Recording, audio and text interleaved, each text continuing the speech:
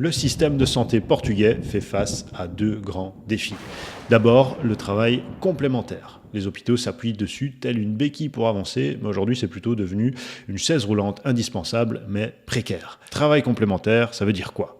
C'est tout simplement les heures supplémentaires prestées par les soignants en CDI, donc avec des contrats de longue durée, et les heures prestées par les terceiros, donc c'est un peu les pigistes de la santé qui n'ont pas de CDI.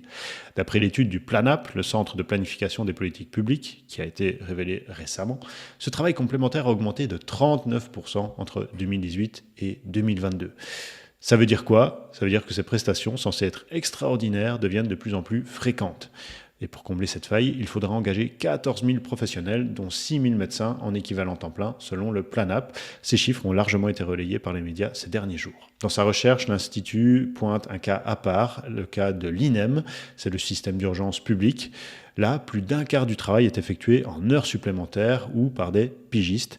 En moyenne, chaque professionnel accumulait 428 heures supplémentaires en 2022.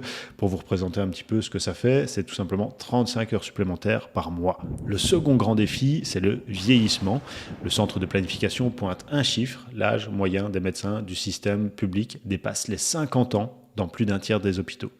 D'après une autre étude de l'Institut qui a été publiée en 2024, un soignant sur 4 est âgé de plus de 55 ans. Un chiffre, c'est bien, mais il faut aussi voir la tendance. Et elle n'est pas bonne.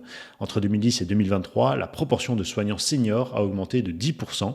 D'un autre côté, la proportion des jeunes soignants de moins de 35 ans a, elle, chuté de 10%. Conclusion, le système de santé publique va faire face à une vague de départ à la retraite dans les années qui viennent et la relève ne semble pas assurée.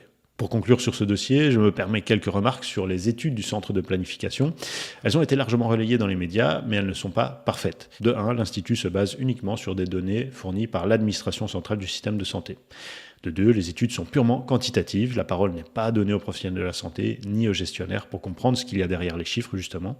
Trois, ces chiffres peuvent être influencés par le Covid. Il faudra attendre des données plus récentes pour les confirmer ou non. Quatre, le calcul des heures suppose que chaque heure de travail vaut la même chose. Mais est-ce vraiment le cas lorsqu'on travaille de nuit, par exemple ? Enfin, il n'y a pas de vérification sur la qualité des soins, sur le taux de satisfaction des patients, etc. Et donc pas non plus de vérification sur l'encodage des heures supplémentaires. Est-ce qu'il n'y a pas des erreurs ou des dérives qui influencent les données ? Ça, c'était l'une des actualités que j'ai sélectionnées pour garder le contact avec le Portugal.